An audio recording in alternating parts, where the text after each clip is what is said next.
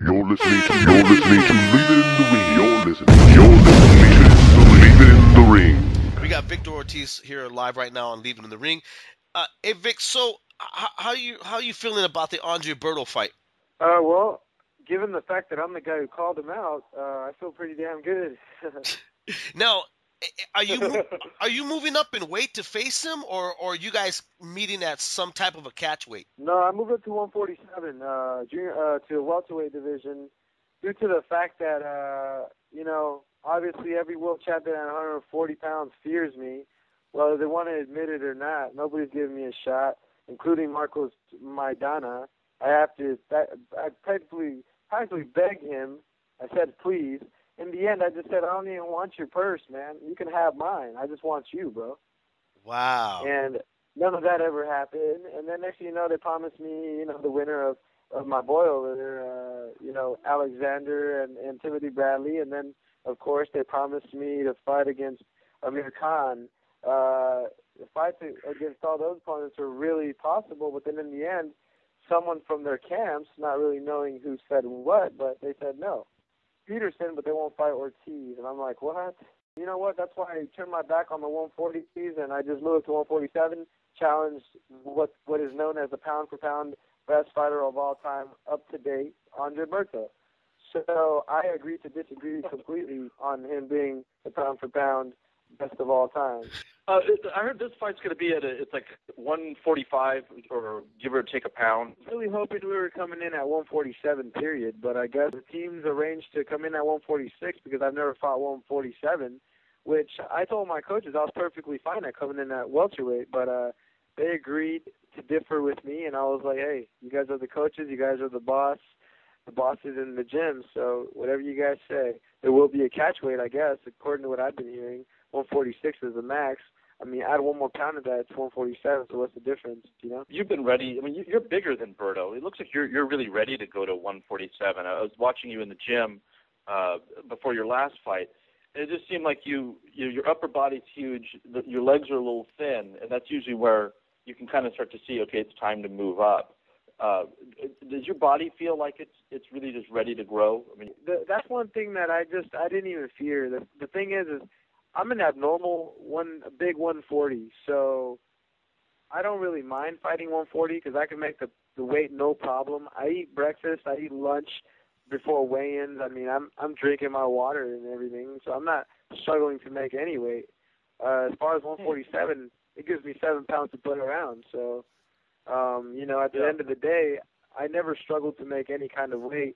147 is definitely going to be an easier weight class for me to make.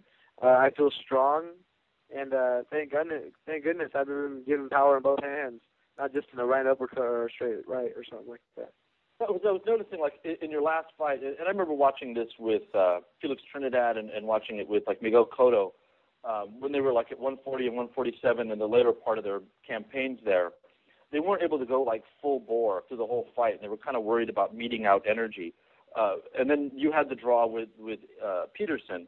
And I was wondering if that was the same kind of thing, that making the weight kind of sapped you a little bit, and so you weren't able to just go full force like you used to early on in your career at 140. No, I tell you what kept me from pulling the trigger was the simple fact that the commission switched rules in the locker room about wrapping, so they double gauzed my hands. And in the fight, I had no idea if my hands were open or if they were closed. But, wow, I could sit here and just say things on top of things all day long. At the end of the day, I didn't have to beat Lamont Peterson. I was completely astonished on the decision that the judges made. I was like, are you kidding me? In my heart and in my gut and in my mind, I knew maybe I lost 3 rounds, tops. I gave him 2 for sure. Maybe, even those are maybes. The third one I just gave it to him for charity. But at the end of the day, it was one of the things where I was like, wow, really? A draw? I'm like, how is that possible? It's absurd. It makes boxing look very bad. Victor, But, when you talk about charity, a lot of folks believe that after you dropped him, you allowed him to stay in the fight. Do you think that you kind of gave him charity by allowing him to stay in there? Because a lot of folks were a little confused why you didn't press in knocking him out. What happened there? Well, it all goes back to the wrapping. I couldn't feel my hands. I didn't know if they were open or closed. I didn't feel comfortable to release my hands, not knowing if they were open or closed. Every time I threw, I felt like I was super slow, and my coach just kept telling me to release my hands, but I was trying. I was trying to release my hands. It's just they were stuck because of no circulation. I know I'm a greater fighter than he is any day, and that was my off day. Imagine if I would have been on my day, I would have ended somebody else's career. You know, before we get into talking about Berto really quick, I wanted to kind of point something out, Victor, was I'm kind of hearing a change of tone and personality out of you. Are you growing into who Victor Vicious Ortiz really is? I mean, because before, you kept yourself very reserved. Now I'm hearing a frustrated and pretty much, you know what, I'm just done with the BS that people keep saying about me. You know, that's exactly it. I really have nothing to even say anymore. I mean, I've been dodged by everyone possible. I've been kept away from everybody's mouths for whatever reason. Yeah, I lost against Maidana, but I think even Maidana knows he was there by mistake, given the fact that he can't even give me a rematch. I'm finally ready to just step out of here and just say, man, screw everyone. You guys are going to believe in me? I don't really care if you believe in me or not. I'm just ready to go with this. I'm ready to capture the world championship and become world champ. I had some me time, and I kind of just figured out, hey, like, people in England respected me at all grounds, and it seems like people in U.S. can't even appreciate me a third of that, a third, actually. Right. So I just said, man, I need to become world champion. I'm gonna be world champion because this is where my heart is, you know. Like, but then again, you have those people that just judge you from just looking at you, and I'm just tired of it all, really, Right. honestly. I'm just ready to go on with my life. And I'm going to be the best that I can be. Do you think a little bit the name Brandon Rios has kind of added to it as well? Brandon Rios has not even crossed my mind. But if he wants to end his career, he can just step in the ring with me too. That's a change of heart there from Vic, because I remember a while back when we had you at the gym, you know, at the open workout, you had said, you know what, he doesn't deserve a payday with me. You know, that's exactly it. But at the end of the day, you know, it seems as though some of these fighters are just trying to run their mouth to actually become something or someone. You know, for as far back as I can remember, I mean, Rios, we grew up in the same town, same city and everything. Right. If it weren't for me, he wouldn't have the contract he had. At Right. the end of the day, it's just one of those things where jealousy really did a lot of harm to him, which is why I don't really even pay attention to something like that. He's a kid. He's a little boy that's urging to become something. And in order to do so, he has to put somebody down and make himself feel good. So I just think that that's kind of funny. But at the end of the day, it's one of those things where if he wants to end his career, just bring it on, baby. You know, when we talk about the state of boxing, you know, since Brandon has had a lot of choice of words about you, a lot of folks, including myself, I said this is like the new era of Oscar De La Hoya versus Fernando Vargas. This could be huge and really beneficial for boxing. Would you, if he gets past Acosta and he says, and he's obviously going to hear this interview, and he says, you know what, I'll move up to 147. Would you take that fight next if you get past Andre Berto? You know, I have a lot of bigger and better fights to go at, but I would definitely want a tune-up fight, so yes. Oh, I actually really like this tone that you've taken it. And yes, me too.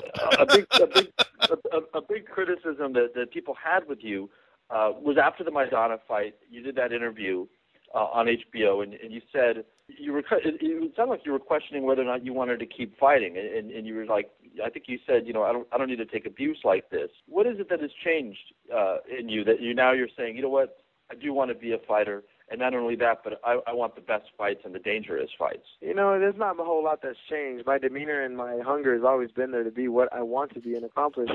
But at the end of the day, when you get, you know, kids like Rios or just people like that, you know, just running their mouth, which I don't really care. That's not really me who runs their mouth. I'm just a confident person that knows that I can get the job done. But whenever I go to England and I see that Amir Khan has in every poster, every corner store, pictures of him, and I see, like, you know, talking this huge story on him, I'm like, wow, man, that's pretty awesome. But Come on, man, let's be real. Everybody's dodging me. I mean, for what? I don't know. I mean, yeah, I hit a little hard. Yes, I'm not the best-looking guy in the world. Yeah, I probably scare a few people just because of the way I hit and the way I bring a style in. But at the end of the day, hey, I just want a shot. I want to become world champion. I want to be that all-American great fighter that I know I am. You know, they try to toss praise about a lot of fighters like they're the best thing that ever walked on water since God, you know, and I'm just like, wow, I really seem to disagree there. And I don't know, I guess somewhere along the lines of the media and the Maidana and everything just kind of broke me down for a little bit, but at the end of the day, it's me in the ring. Me and only me. So I'm going to be world champion. Mark my words. Let's break down Berto a little bit. What do you see? Strengths and weaknesses? He's a great fighter. He's a good fighter. I just don't seem to agree with the simple fact that he's an all-around pound-for-pound fighter, because that can't be possible, because I'm the pound-for-pound fighter right now. As far as that goes, yeah, he's strong, but hey, I'm strong as well. They say I'm smaller, yes, but I'm not the size of, like, Marquez. Like, I'm an actual 140, 147 easy. I'm strong in both hands. I'm southpaw. I have a lot of weapons that I know I can neutralize him. So, do you feel his hand speed, Victor, would be probably the first you've ever encountered, or are you looking at his hand speed at all as a factor in the bout? No, I don't look at hand speed as a factor. I mean, I never have. Speed doesn't intimidate me. I can neutralize his speed quite well with my speed. People say I'm not as fast. I don't know. I seem to disagree on that as well. I'm pretty quick. The difference between my quickness and his is, yeah, he may be maybe a split second faster than I am, but I'm about 10 times more powerful than he is off that 10. So I'll be fine. You know, as far as I'm concerned, bring them all. Just line them up like bowling pins. I'm going to knock them all down. I just want to get on Berto for now. Are you hoping and looking to try to knock him out? Is that a strategy, or your guys' game plan is to box him? You know what? I'm looking at it all, in all aspects. I'm sure he is too. How to end it short, how to go long. I'm just ready for whatever comes my way. But at the end of the day, I'm going to have that green belt. That's my favorite color. There's some people that are criticizing the fight, like, and saying that Berto's once again not fighting a real 47-pounder, but he's fighting a 140-pounder. To me, I love the fight. Me I too. remember when Lou started mentioning that it was a possibility, I was like, please, make that fight. It's a great fight fans fight. What do you say to those critics? I mean, isn't it at the end of the day, everybody just too critical, and a good fight is just a good fight? I just think that today that they put on a 8-ounce boxing glove and they take one right to the mouth, then answer a question, or have the decency to give a guy credit. Right, definitely, man. Well, I give you a lot of credit for getting in there with Berto. You know, I know Berto's been in the same boat with you as being criticized very highly and very deeply because of the choices that he's made. But I like this fight a lot here, Victor. I got to say, I can't wait for this fight. It's actually one of the fights I'm really looking forward of sitting down and watching. Hopefully I can be there live, man. And hopefully you walk away the victor. It'd be great to see you, you know, with your hand risen against Andre Berto and stuff. Not taking nothing away from Berto though, you know, because I like Berto as well too. You know, but there can only be two men enter, and one guy has to walk away the winner. Yes, sir. Let me correct you on that. My hands will be raised. Well, there you go. Well, you know, a lot of people have questioned, you know, hey, when is Vicious going to be back? I think we definitely found him. He is definitely back. The Vicious is there. Hey, Vic, thank you again, brother, for taking the time to speak to us, man, and hope to get you on again before the fight or after the fight. Yes, sir. Sounds great. Thank you. All right, man. Take care. All right, man. You're listening to Leave It in the Ring.